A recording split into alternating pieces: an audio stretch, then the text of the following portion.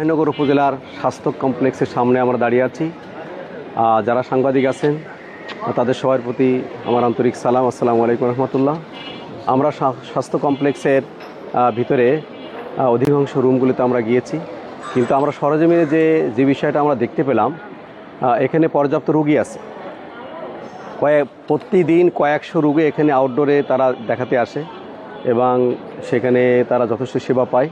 কিন্তু এখানকার সবথেকে বড় সমস্যা হচ্ছে এই বিল্ডিংটা আজ থেকে 48 বছর আগে করা।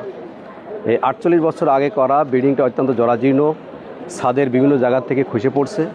রোগীরা অত্যন্ত আতঙ্কের মধ্যে আছে যে কখন কোথায় ছাদের তলা খসে তাদের ঘাড়ে পড়ে। এই ভয়ভীতির মধ্যে রোগীরা এখানে ভর্তি আছে। এখানে সিট সংখ্যা 50, কিন্তু প্রায় 78 জন রোগী এখানে এই মুহূর্তে ভর্তি আছে। যাই হোক, সেবার মানটা আমরা যতটুকু দেখেছি যে মোটামুটি ভালো, কিন্তু এখানে আধুনিক যন্ত্রপাতি নাই, আর এখানে বিল্ডিংয়ের অবস্থা কিন্তু জরাজীর্ণ। এইটা যদি আমরা আরও নতুন কোনো বিল্ডিং হয়, সম্প্রসারিত হয়, আধুনিক যন্ত্রপাতি থাকে, তাহলে এখানকার মানুষ আরও ভালো সেবা পাবে। বিশেষ করে অভয়নগর উপজেলা একটা শিল্প শহর, নদীবন্দর, এখানে হাজার হাজার শ্রমিক আছে। যে শ্রমিকরা এখানে স্বল্প মূল্যে যে 3 টাকার টিকিট, আউটডোরে অনলি 3 টাকার টিকিট কেটে তারা এখানে ডাক্তারদের কাছে দেখে তারা চলে যেতে পারে। যার কারণে এই শিল্প শহরে যারা শ্রমজীবী মানুষ, তারা শত শত রোগী এই হাসপাতালে আসে এবং এখানে ট্রিটমেন্ট নেয়। তো আমরা দেখেছি ট্রিটমেন্টে ডাক্তারদের সেবাটা ভালো আছে, নার্সও আছে পর্যাপ্ত, চতুর্থ শ্রেণী কর্মচারী কম, ক্লিনার কম, গার্ড কম, এই স্বল্পতা আছে। আধুনিক যন্ত্রপাতির অভাব, বিশেষ করে ডিজিটাল এক্সরে পর্যন্ত এখানে নাই, আর বিল্ডিংয়ে জরাজীর্ণতা আছে।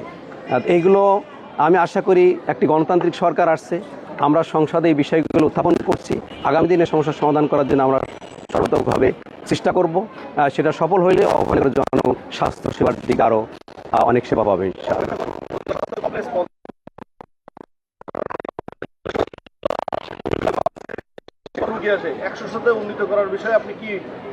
আমরা যেহেতু একটি গণতান্ত্রিক সরকার, আমরা গত 12ই ফেব্রুয়ারি নির্বাচনে এখানে জাতীয় সংসদের সদস্য হিসেবে নির্বাচিত হয়েছি। আমি সংসদের মধ্যে কয়েকটি প্রশ্ন দিয়েছি। তার প্রথম প্রশ্ন ছিল আমার ভবদাহ জলাবদ্ধতা, দ্বিতীয় প্রশ্নটি ছিল বাগারপাড়া এবং অভয়নগরের স্বাস্থ্য কমপ্লেক্সকে 100 শয্যায় উন্নীতকরণ। সে প্রশ্নটা আসবে ইনশাআল্লাহ। আমি স্বাস্থ্যমন্ত্রীর সাথেও আমরা কথা বলেছি এবং আগামী দিনে এখানে যাতে 100 শয্যার হাসপাতাল প্রতিষ্ঠিত হয় তার জন্য আমরা সর্বাত্মকভাবে চেষ্টা করছি এবং সরকারও এই বিষয়ে আন্তরিক। ধন্যবাদ।